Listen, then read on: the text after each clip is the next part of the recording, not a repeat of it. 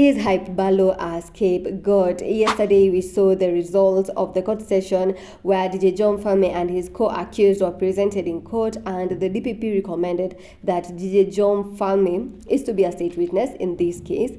And among the 7 suspects, 6 of the suspects were released, all charges dropped, and the only one who was left with the charges of the murder of Felix Kelien Kintosi, the Kabete police detective, is Hype Ballo.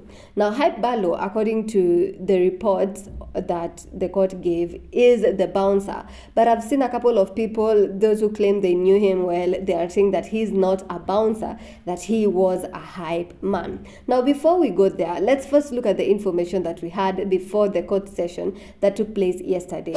Now, according to reports, there was an altercation between DJ Joe Mfalme's team and the late Felix Kelien. And this altercation was because Felix Kelien had accidentally scratched the car at DJ Joe Mfalme. And then the altercation came about. And then, according to reports, DJ Joe Mfalme and his team took the police officer out of his car and started beating him. And then later on, they went to the police station, and at the police station, the police officer was reportedly assaulted again, or further assaulted. And so, looking at that, this all could not have been done with one man. This is why there is a question why Hype Ballo is taking the charges, or rather is facing these charges, yet he didn't do all this alone, because the reports say that it was DJ Joe Mfalme's team. We don't know who exactly laid hands on the police officer, but according to reports earlier, before the court session yesterday, the whole team was involved, or rather, the team took the man. So I don't believe, or rather, it is easy to question, did Hype Ballo really do this all alone? Did he take the man alone and beat him up alone? Also, remember that there was further assault at the police station. Remember that yesterday, the police officers that were also accused in this case were also released. So what about that further assault that was done at the police station? Was Hype Ballo involved in that? So all these are questions that come to mind after the verdict that was given yesterday. And I also came across a video of the family talking about how they don't feel like they will get justice because 6 of the 7 suspects have been released. And then they were looking at it, it really does not make sense, and they proceed to say that this case is not going the way it should be going. Let's take a look at this video. We are here as family and friends of the deceased officer, Inspector of Police, Felix Kintosi. We are here to follow this matter. And we have seen that we are not likely to get justice. Because when the investigations, when the case is just beginning, and we hear that 6 of the 7 suspects have just been freed. And yet, for people, it is important for people to know that we spoke to our kid before he died. He did not die immediately on the scene where he was beaten up. He was beaten up, arrested by police, taken to the cells, released the following day, and taken to hospital. And therefore we spoke to him. We actually know that he was beaten up by more than one person. And that the person that they are saying is the key.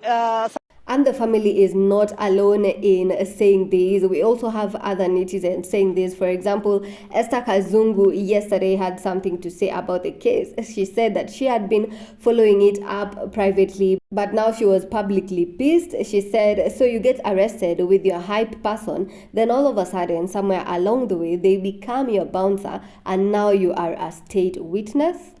She still didn't stop there. She went ahead and said, really things to watch justice slip away, and I've seen how narratives can change so fast once you are put in a Kenyan cell. But for now, I publicly stand with Ballo, either charge everyone who was arrested or release everyone. I've also seen Sammyro defend Hype Ballo by saying Ballo amegeuka bouncer. So these people who claim they knew Ballo, claim that he was not a bouncer but a hype man, and are questioning the fact that now he is being referred to the bouncer in relation to the case. Then we also had someone else going by Hype Kenya. This, I believe, was the person who was working with DJ Joe Mfalme before Hype Ballo started working with DJ Joe Mfalme. So this person said, ndugu yangu amepeanwa, Mungu anaona itakuwa sawa ndugu yangu. Hype Ballo is innocent. And actually, these reactions are everywhere. Even when you go to X, people are just questioning this case.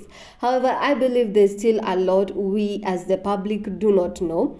And it's unsafe to say anything about this case because really none of us was there. None of us knows what transpired. We don't really know exactly what happened, and we don't really know exactly who is responsible for this. And you can go ahead and let me know in the comment section. After looking at all that, you can go ahead and let me know in the comment section what your thoughts are about this case. Brian Mwenda, on the other hand, went ahead and gave some advice to people in relation to this, saying, when you get in trouble with your rich friends, the lawyers your well-off chaps pay do not protect your interests. Hire independent counsel. If and when the people you're accused with suggest that you take the fall and they'll handle it on your behalf, they're about to stick it to you, jump ship and plead out and fast. Despite all this, we hope that justice will be served. And as we follow up on this case, waiting to see what unfolds, how it will unfold next, ensure that you keep it here on BNN, where we the bees like to keep it buzzing.